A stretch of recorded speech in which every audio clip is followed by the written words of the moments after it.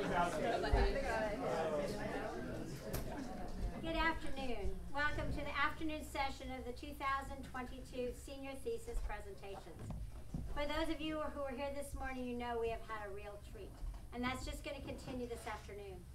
For those who don't know me, my name is Celine Duke, and I've had the privilege and joy of leading these 6 amazing seniors through the Senior Thesis project this year. The Senior Thesis is the capstone of a Grace Academy education, especially in our School of Rhetoric, which begins with the study of logic in middle school and continues into the School of Rhetoric with the study of speech and debate, Classical Rhetoric 1, Classical Rhetoric 2, and finally, Senior Thesis.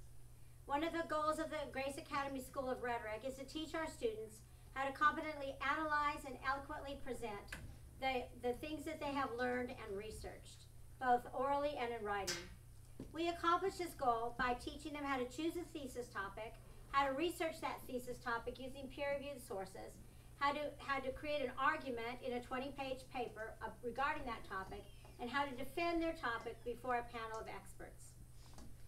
In addition to including carefully researched arguments, our senior thesis contains a biblical application section, because as Proverbs 2:6 says, For the Lord gives wisdom. Out of his mouth come knowledge and understanding. One of the best explanations of the senior thesis program that I have heard comes from Allison Barnes, a PhD in rhetoric from the University of Dallas. She describes the senior thesis as follows. Think of the senior thesis as a kind of artist's masterpiece. Historically, a masterpiece was the first original creation that marked an artist's move from student to master, qualifying him or her for membership in a professional guild. Just so, the senior thesis is an academic masterpiece, a sign that the student has earned the right to move from the desk at the back of the room to the lectern at the front. Would you please join me in greeting Jamie Larson to the podium.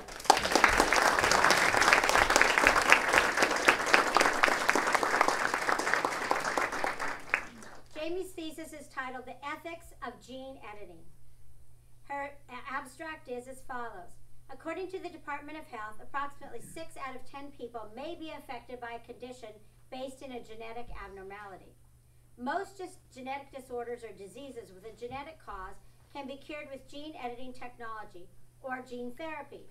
However, gene editing could be used to alter traits not linked to genetic mutation, such as height, athleticism, intelligence, and this is called gene enhancement.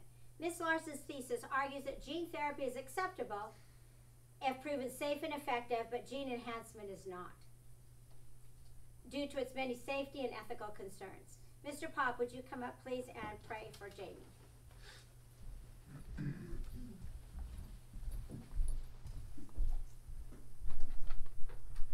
Good afternoon. Please, to your cell phone, please silence it for the presentation. I'd like to start with an ancient prayer. This is St. Thomas Aquinas' prayer of the students, so please join me. Creator of all things, true source of light and wisdom, origin of all being, graciously let a ray of your light penetrate the darkness of our understanding. Take from us the double darkness in which we have been born, an obscurity of sin and ignorance. Give us a keen understanding, a retentive memory, and the ability to grasp things correctly and fundamentally. Grant Jamie the talent of being exact in her explanations and the ability to express herself with thoroughness and charm. Point out the beginning, direct the progress, and help in the completion. We ask this through Christ our Lord. Amen.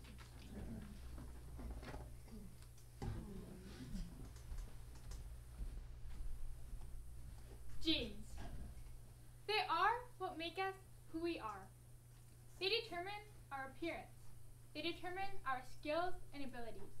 They determine our personality traits.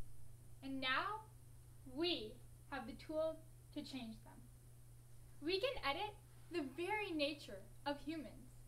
This is an amazing concept. However, this ability raises many ethical questions. Imagine a girl born hearing impaired. Generations before her have passed this to sort her down, and she happened to draw this short stick genetically. Because of this, she struggles in school, social situations, and work. What if we could change this? What if we could heal genetic disorders such as hers? I am that girl. Today, it is possible to heal genetic disorders through gene editing. Gene editing is the process of replacing or modifying genes, which can be done during gestation or even after birth. There are two types of gene editing. Gene therapy is gene editing used to treat and eradicate genetic disorders and diseases, such as immune deficiencies or cystic fibrosis.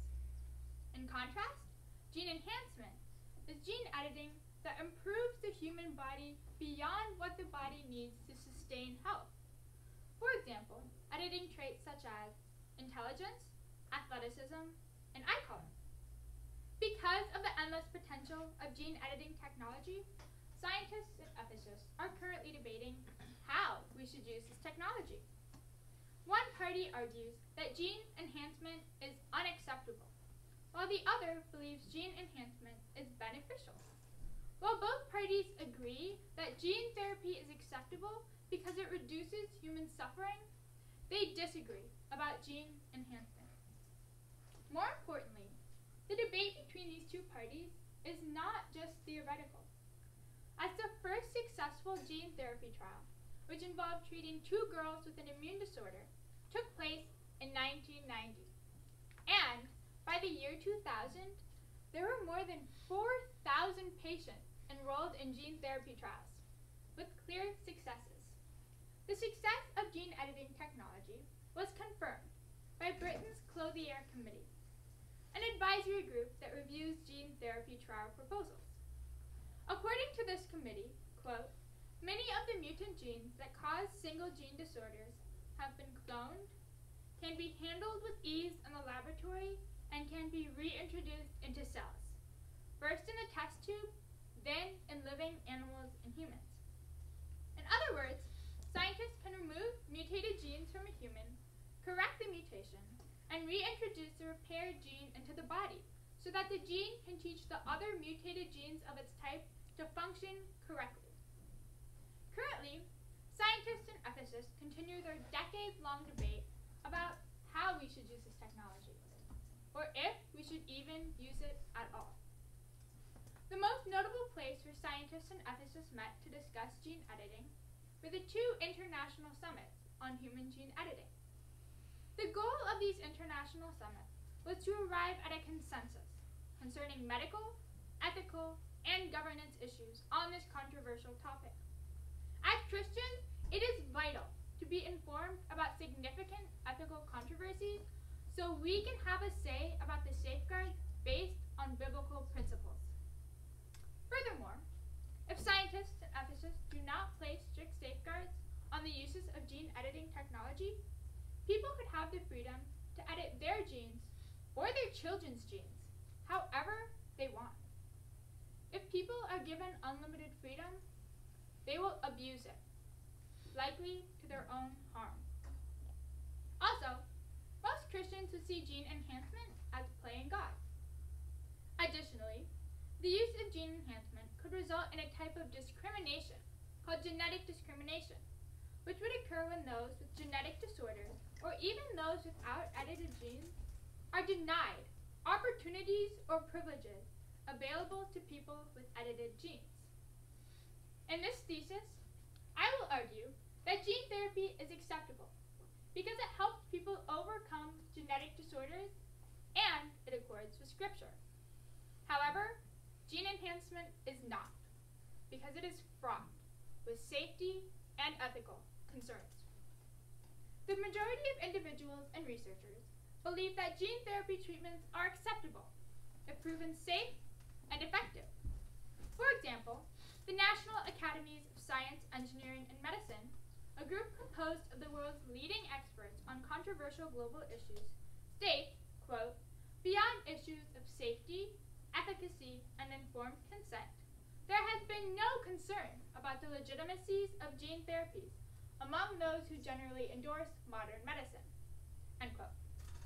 In addition, scientists should pursue gene therapy research because it promotes good health, which in turn promotes eudaimonia, also known as human flourishing. Human flourishing is defined by the Health Equity and Policy Lab as, quote, the ability to live a good life. Rooted in Aristotelian ethics, it values health intrinsically and applies to all human lives, end quote. Further, the World Health Organization states that, quote, health is arguably central to a person's sense of wholeness and well-being, end quote. And gene therapy could be a highly effective way to improve physical health. For example, gene therapy could prevent and cure cystic fibrosis, which affects approximately 30,000 people in the United States alone, as well as cancer, which affects many millions. However, there is more to gene editing than eradicating genetic diseases that impair human flourishing. Editing traits that are not considered genetic disorders or gene enhancement is not necessary for human flourishing, and it is unsafe and unacceptable.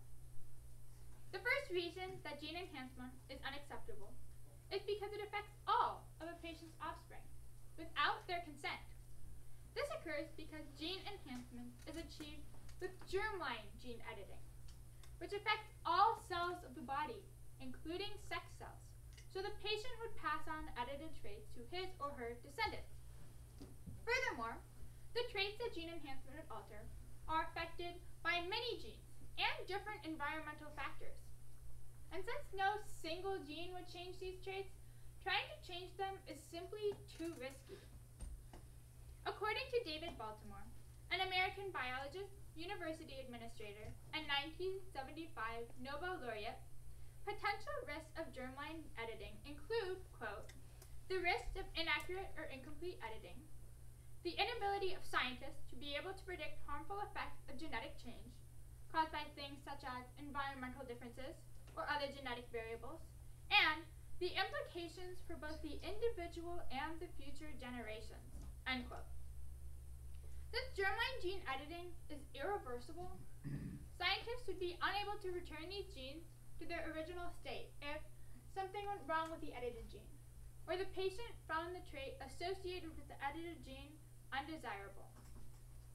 Another potential risk of gene enhancement is genetic discrimination, where some people in society would be denied an opportunity or discriminated against because they don't have enhanced or desirable genes. Baltimore also asserts that it would be negligent to use germline gene editing without completely understanding the balance between its benefits and risks. Medical research should always seek to balance benefits and risks, and individuals who participate in gene editing should be informed of those risks. According to Erica C. Johnman, regulatory manager at the Institute for Stem Cell and Regenerative Medicine at the University of Washington and an expert on gene therapy, quote, a known risk, off-target editing, which are non-intended genetic modifications, could have serious consequences, not only to the child who results from the embryo editing, but also to their descendants, end quote. According to Johnman, germline gene editing could severely impact the patient's descendants without their consent, which is not worth an unnecessary boost to a person's vanity. In addition, Jeremy Rifkin, an American economic and social theorist, emphasizes the uncontrollable nature of gene enhancement. Rifkin states, quote, genetically engineered products can reproduce, mutate, and migrate. Once released, it is virtually impossible to recall these living products back to the laboratory, end quote. In other words, once genes are changed through gene enhancement, they can unpredictably change and spread through reproduction. Because the results of gene enhancement are uncontrollable, it is unsafe. However, scientists are not the only ones that speak on this topic, as Christians too have come to a similar conclusion based on the Bible. In Genesis 1:27 through 28, God created mankind in his own image and told them to fill the earth and subdue it. However, after Adam and Eve sinned, exercising dominion over the earth included dealing with the effects of sin, such as disease. To combat diseases caused by sin, God gave people his ingenuity to use medicine. An example of this occurs in 2 Kings 20, verse 7, which states, quote, Isaiah said, make an ointment from figs. So Hezekiah's servant spread the ointment over the boil, and Hezekiah recovered. Since the Bible does not specifically touch on gene editing, it is important to consider the views of reputable Christian ethicists. One of these ethicists, Trevor Stammers, director of the Center for Bioethics and Medical Law, asserts that gene editing should be used to better human lives as, quote, creatures made in God's image, end quote. However, because Stammers asserts that it is hard to draw a clear line between gene therapy and gene enhancement, John Wyatt, president of the Christian Medical Fellowship, explained that gene editing can either be seen as restoring a masterpiece, gene therapy, or playing with Legos, gene enhancement. While gene therapy restores us without changing who God meant for us to be, gene enhancement is akin to Lego construction, in which there is no ethical basis. Likewise, many Christians approve of gene therapy, but they are concerned that gene enhancement is playing God. Playing God is defined as, quote, people behaving as if all-powerful or supremely important. From a Christian perspective, tampering with the human genome is a result of human pride. According to Fazal Rana and Kenneth Richard Samples, authors of Humans 2.0 and credible Christian theologians, quote, the problem lies in trying to use our capacity as image bearers to usurp God's authority, end quote. As humans created by God, we were not meant to appropriate God's authority for ourselves.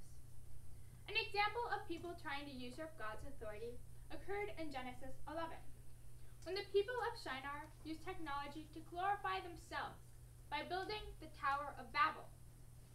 As these people strove to be like God, God punished them by eliminating their ability to communicate. This story warns us to honor God instead of playing God. A great way to honor God and approach gene editing with wisdom is by placing ethical safeguards on gene editing technology. Some scientists and organizations have sought to create a group that would establish the safest and most ethical safeguards on gene editing. David Baltimore, Nobel Prize winner and reputable biologist, and the National Academies of Science, Engineering, and Medicine have suggested creating a diverse international forum to determine ethical safeguards. This group would include medical professionals who determine what is safe and effective, ethicists who would determine what would be morally suitable for those with religious concerns, and the government, which would ensure that everyone follows the established guidelines. Another reputable biologist, Peter Mills, affirms this idea and states, quote, scientists, government leaders, and the public must all be a part of the debate. Because gene editing is controversial, experts from around the world have already met to discuss gene editing in multiple international summits. The holding of such summits is imperative because keeping every nation on the same playing field will ensure that all nations follow the same standards to avoid unacceptable uses of gene editing. For example, the Council of Europe's Convention on Human Rights and Biomedicine has permitted modifications to the human genome exclusively for, quote, preventative, diagnostic, or therapeutic purposes, and only if their aim is not to introduce any modification in the genome of any descendant, end quote, and has mandated this as binding law in 29 countries. However, this attempt to reach a universal ethical agreement on the use of gene editing is challenged by a group of people known as liberal eugenicists. The view of liberal eugenicists is summarized by Franklin E. Payne Jr., a medical professor and author of multiple books on bioethics.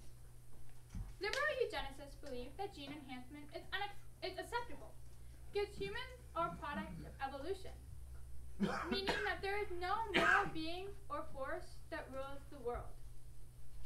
The view that no moral being rules the world is supported by Elizabeth Benjamin, a research analyst at the Presidential Commission for the Study of Bioethical Issues, who argues that, quote, what is to be human is not something fixed or stable, but rather something changeable.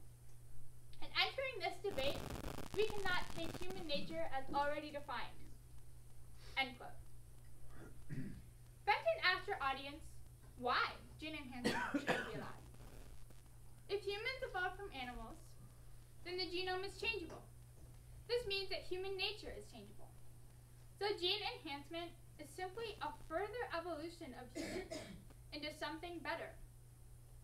Benton's view is also described as the eugenic mentality. People with the eugenic mentality seek to make humans as close to their ideal of a perfect human as possible. So they advocate for gene enhancement to eliminate undesirable traits. According to Roberto Mordacci, who holds a PhD in bioethics, quote, humans deemed undesirable are the mentally retarded, physically disabled, and psychologically troubled, as well as people who are too tall, too short, too fat, too thin, not athletic enough, or not smart enough. While the eugenic mentality is not the same as eugenics, the principles and way of thinking are the same. The eugenic mentality is harmful because not everyone will be able or willing to correct traits that society deems undesirable. And in turn, society will deem these people as inferior. By discriminating against such people, we are violating God's command to love thy neighbor.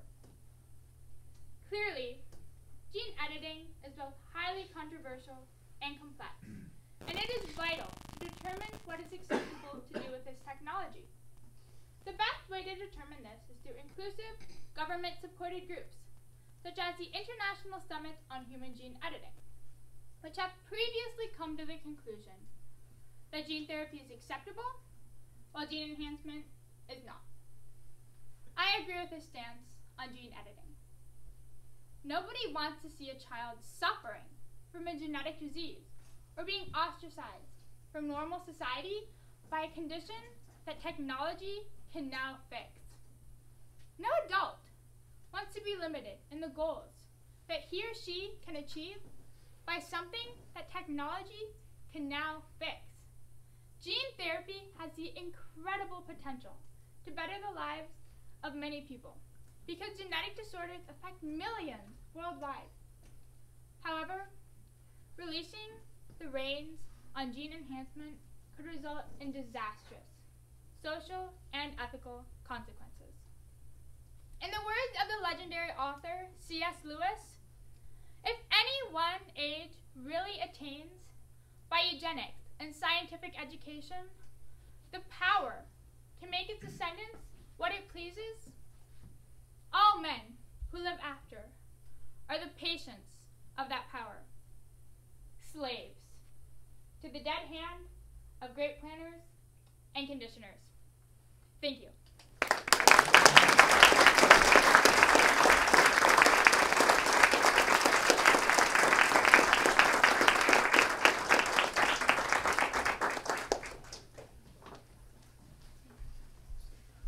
Great job.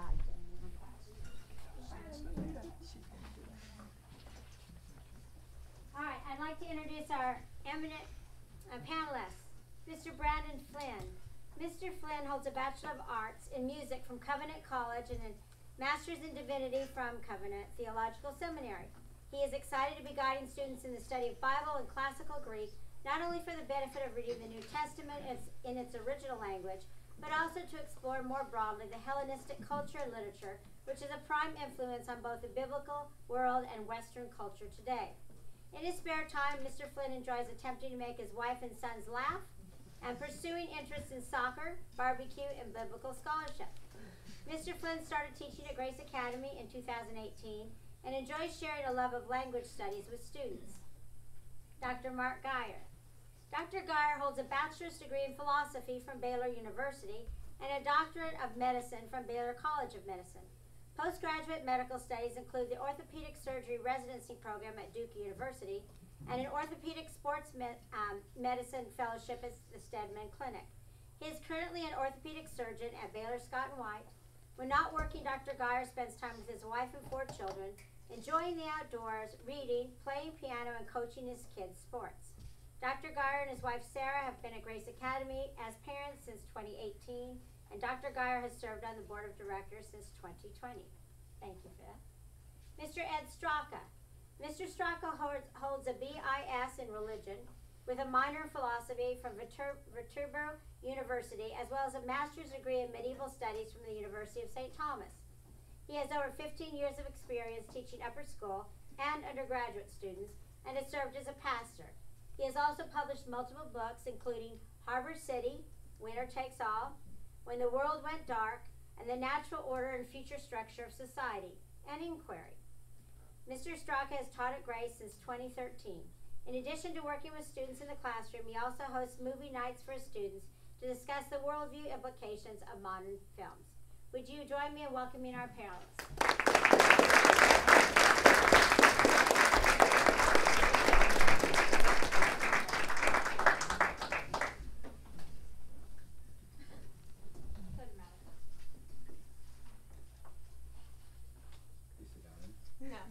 Okay. I'm such a quiet guy that. All right, Jamie. This is Jamie.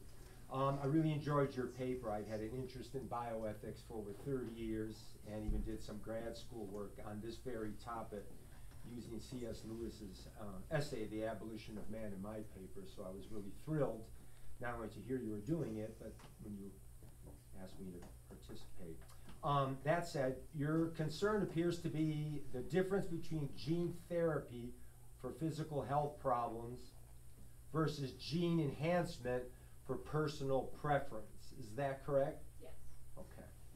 On page 5 of your paper and in various other places in your paper, your concern regarding gene enhancement appears to be that effects are not passed on to downline offspring, children and grandchildren. Yes. Is that correct? Okay. Let me ask you this then. If it were possible to use gene enhancement that would remain within the original patient population, would you allow it then? And if not, why not? No, because there are still very significant social consequences to using gene enhancement, even if it only affects one person. Because, for one, this technology would most likely be expensive. So it could create a variation between the rich and the poor and make the rich be able to have, say, they could still edit their babies to be designer babies. They could still have, they could edit themselves to be able to live longer, be professional athletes, be very smart. And this could just cause so much of a greater class division between rich and poor. And in addition, we shouldn't allow people to just edit their genes however they want, because God made us how we are. And I think that it would just cause way too many social and ethical problems. Sort of like the movie Gattaca then, huh? Yes. Okay. Great movie. Yeah, great movie. Jamie, excellent presentation. You should be super proud of yourself. Your parents should be super proud as well. So, you open your thesis with the following statement: genes, they are what make us who we are. Subsequently to that, you list these number of phenotypic expressions of one's genotype. Defining who we are is critical to many of the debates of contemporary society, particularly the focus of your thesis. How would you define what it means to be a person? How would I define what it means to be a person? Well, one, obviously, God made us in His own image, and He gave us all specific gifts and talents and things that we can use in our own life. And I think that being a person is just someone who is made in God's image as like a gift to the world, and are you looking for a specific answer in that one? So I could take that a lot of different ways. a lot of people can But take as it a a lot of different ways. Christian, I would say we are someone in God's image with like a soul and body and characteristics and everything else. Great. Well, Jamie, I enjoyed your paper and your presentation. I thought it was very clear, both the paper and the presentation, which is not always the case. You can have a very clear paper, and then what you choose for your shorter presentation can be more unclear. It's very well done in that. Yeah, I was impressed. So I can pick up on Dr. Geyer's question here. So you argue on page 16 that the Bible can solve the problem of the potential slippery slope of the eugenic mentality because with the idea of the image of God, quote, humanity is clearly defined, end quote. So you then go on to say that gene enhancement would, quote, modify God's image in a way that he did not intend, end quote, and would be disrespecting God's image. So my question to you is picking up on his question, what is the image of God? So if we're using it as our standard from which we can't depart, what is the image of God, and how would gene enhancement alter the image of God? Okay, can you start over at like the beginning? Because I missed the first part of the question. So and I heard it's the just, rest. I'll just So- say, yeah. So in your paper, you say that humanity is clearly defined by the concept of the image of God, and that prevents us going from down a slippery slope where we could do whatever we want. And you say that gene enhancement would modify the image of God in a way that God didn't intend. So what is the image of God, and how would gene enhancement alter the image of God? Okay, I actually have what I think is a pretty good analogy to help answer that question. So let's just say God creates us each as a masterpiece in his own image. So let's just say an example of a masterpiece would be the Mona Lisa by Leonardo da Vinci. Let's just say something were to happen to the Mona Lisa, like it got scratched or something. And we could use painters and artists to restore this masterpiece to what it once was. But I think that but you wouldn't change the Mona Lisa to make her have like a different race or wings or like a tail or like a cityscape in the background.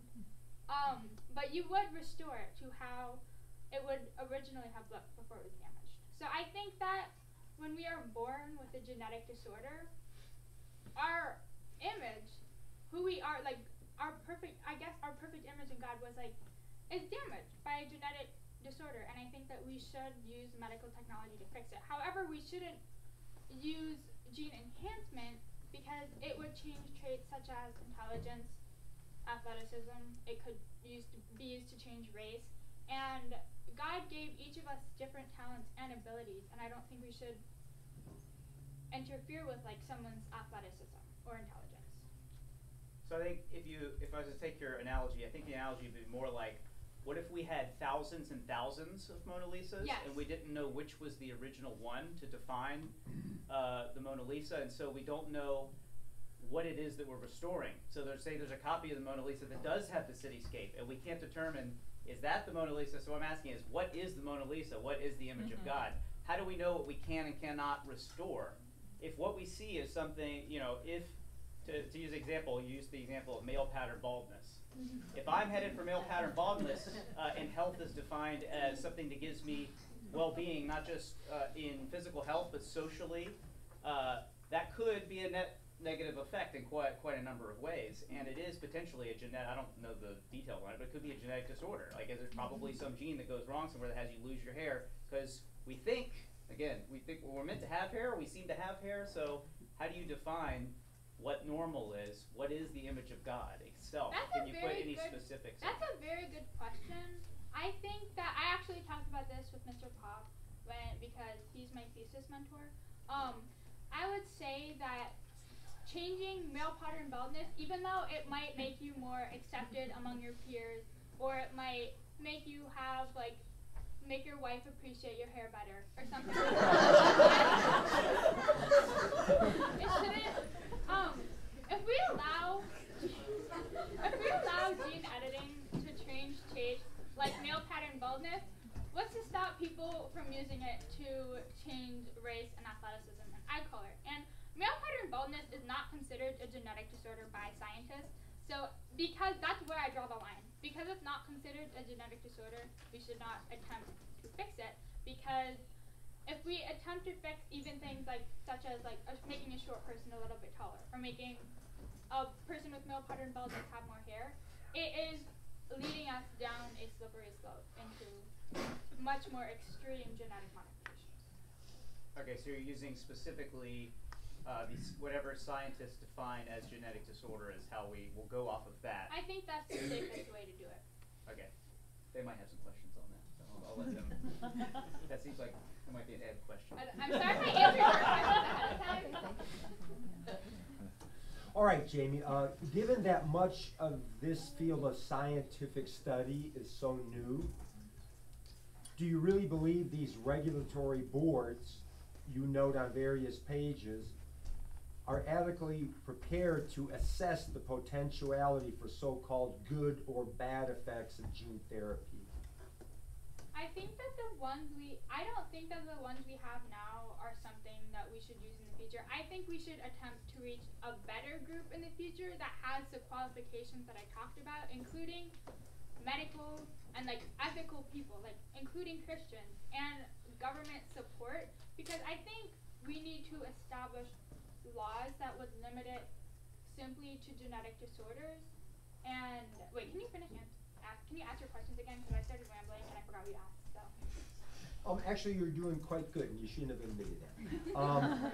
I basically, you know, it's a new field of scientific study, right? Yeah. I mean, sci-fi writers have been writing about it forever, right? Right. But I was just wondering if you believe that the regulatory boards, quote unquote, you note on various pages, are adequately prepared to assess the potentiality for Right. so-called good or evil effects in gene therapy. Yes, I don't think the ones that we have now are going to be adequate in the future, just because in order to allow this, we need laws, we need strict regulations, and we need consequences for people who violate these laws. Because actually recently there was He Jiankui, I don't know how to say his name, but there was a scientist, a Chinese scientist, who decided to take it upon himself to edit genes, and he was actually put in prison for that. But everyone was so confused. They're like, oh, what do we do with this? No one's ever done this before. We don't know what we're doing. And everyone was kind of like in chaos because they're like, oh, this is a reality now. And I don't think that the international summit really stopped him from doing that. And while he was put in prison, I think we need he was recently released. We need clear laws on what would determine this, and I don't think that the things that we have right now are adequate for that. Okay, good answer. And with your answer, I'm gonna just jump right to my final question. On page 12, and just a moment ago in your answer, you state that, quote, governments and other bodies must place and enforce strict safeguards on gene editing technology, end quote. Okay. I don't know, seems like you may be putting the fox in charge of the hen house there by letting governments be in charge. You know, given the recent history of people actually in our current Congress who are supposed to regulate agencies and businesses and yet have profited off them, and CDC officials supposedly having the American people's best interest at heart, yet through third-party research corporations funding gain-of-function research in China, you know, I kind of find your trust in these governments and regulatory agencies misguided. What's to stop these governments and other bodies you mentioned from engaging in moral blindness for a slight fee? That's a very good question, and I think that's why it's so important to have ethicists, including Christians, be a part of those bodies. Like, it's government supported, but I don't think it should be government like ruled. I think that the scientists and ethicists should have the main say in that government body so that it can be acceptable for Christians and hopefully acceptable by everyone. And can you repeat the question one more time? I just want to make sure I touch on it. No, you got it. You're good. Stop there. I bet you do. No, that's good. Yeah, you want a subsidiary situation where you have a variety of people who can weigh in on it, as opposed to one person over one board. Yes, exactly. Okay, good. Oh, wait, let me Footnote. So I think that what was I gonna say? Oh, well, you're in luck. I forgot what I was going to say. So we can move on. My second question plays off a bit of what Mr. Straka was asking.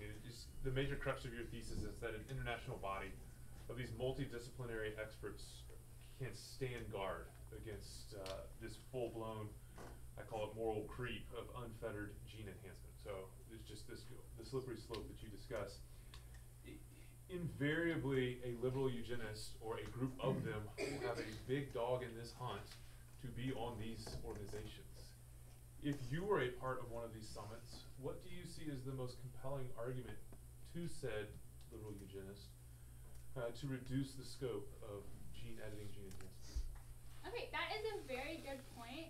I know that in every single poll that I have looked at, and last night and the night before, I recently watched a debate that had 3 different points, and liberal eugenicists were up there with someone who is in favor of a regulatory board and then someone who is completely against gene enhancement.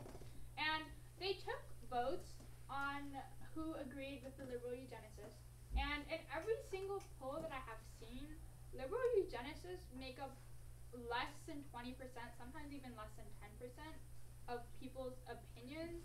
And I think that the risks for gene enhancement are great enough so that people wouldn't go over to their side, I guess, in terms of saying. But you discussed the slippery slope. The slippery slope is that there will become more liberal eugenicists. So invariably we will have to have a compelling argument Right. to present to them as their numbers more than likely increase. What do you see as that most compelling argument, other than just the fact that For they're liberal in a eugenicists or minority? against liberal eugenicists? You are arguing against them. Yeah. So Oh, okay. if you were I misunderstood your yeah, question. no worries. If you were facing a panel of liberal eugenicists, what do you see as the most compelling thing Against to liberal say eugenicists? against it? Okay. Like I stated, I think the most compelling argument against liberal eugenicists and gene enhancement is that this wouldn't be able to be accessible to everyone. Knowing human nature, people with being in charge of this technology would most likely try to hoard it for themselves, and this would create a distinction between rich and poor. And most people, if aware of that, they're not going to be like, oh yeah, we should allow this just so greedy people can get their hands on this technology and increase the disparity between rich and poor, because I think that's pretty much inevitable because human nature is fallen, and I think that people would find a way to use this technology for bad. That's an excellent answer. I did not consider the depravity of man leading from one bad ethical issue to another bad ethical issue. And I think that's a really good answer. Yeah. So Jamie, I've got a couple questions connected here. So my question, I kept wondering if your category of gene therapy and your category of somatic germline gene or somatic gene editing is the same thing. So is gene therapy only done by somatic gene editing? So far, it is only safely done through somatic gene editing. I think it could potentially be done, it might be able to be potentially done in the future to correct gene therapies, and I think if they find a way to do it safely and effectively, then germline gene editing could potentially be used only, like, it's pretty much almost impossible to determine that this is safe and effective, so that will probably never be a prerequisite, but if it ever is, I think we could potentially allow it, but only for correcting gene disorders. So and I think what I'm trying to that ask is, if somatic gene editing were done, could it be called or could you have something called germline gene therapy? germline gene therapy. Yeah, is gene therapy and somatic gene I don't editing know the if same it's thing? possible, but if it ever is, then we could potentially use it, but only if it's proven safe and effective. And I don't think that will ever be a prerequisite. So I don't think it would ever be proven safe and effective because it would affect. We can't predict because it affects more than one patient. It affects all of their descendants. We can't really plan that. We can't track it. We can't see all the future consequences. It's impossible. Can what you call gene enhancement be done by somatic gene editing at all? I don't think so. Maybe for traits such as eye color, but for really drastic changes, I don't think so. And even if it is, then we shouldn't use it because that draws the line between the genetic disorders and editing traits that are not genetic disorders. So even if it is possible to use somatic gene editing to change traits, we should not use it for gene enhancements. So thank you very much. I'm glad there's so